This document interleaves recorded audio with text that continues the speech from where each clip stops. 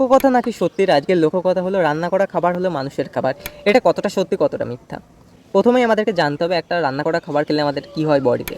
যখন আমরা একটা রান্না করা খাবার খাচ্ছি সেটা ভেজ হোক বা নন ভেজ, সেটা মূলত 99% কিন্তু তার vitamin, minerals, protein, fibre, good ফ্যাটকে কিন্তু সে নষ্ট করে দিচ্ছে।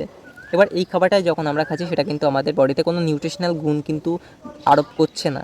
এর ফলে আমরা যখন ওটা খাচ্ছি সেটা কোনো উপকার আমাদেরকে দিচ্ছে না। এবার যখন আমরা কোনো খাবারকে রান্না করছি, বিশেষ করে ভেজের সাথে নন ভেজ খাবার, যেগুলো আমাদেরকে অ্যালকালাইন লেস করে দিচ্ছে, অর্থাৎ এই খাবারগুলো হলো অ্যাসিডিক এবং আমাদের বডি হলো অ্যালকালাইন, আমাদের ব্লাড হলো অ্যালকালাইন, আমাদের ব্লাডকে করে দিচ্ছে পাতলা। এবার এর ফলে মানসিক সমস্যা, চোখে কম দেখা, মেয়েদের মেনস্ট্রুয়েশনাল সমস্যা, যখন তখন মাথা যন্ত্রণা, এর সাথে লং টার্মে কিন্তু হার্টের সমস্যাও হতে পারে এবং শরীরে মেদ জমার মতো অনেক সমস্যা দেখা যেতে পারে। এর জন্য আমি সকলকে রেকমেন্ড করি 70-30 রুলস, অর্থাৎ 70% আনকুকড ফুড নিজের ডায়েটে রাখা এবং 30% কুকড ফুড রাখা, তাও ভেবে চিনতে। আর এরই সাথে যেই কথাটা লোককথা হিসেবে আমাদের কাছে প্রচলিত হচ্ছিল যে কুকড ফুডই মানুষের ফুড, এটা কিন্তু পুরোটাই একটা মিথ।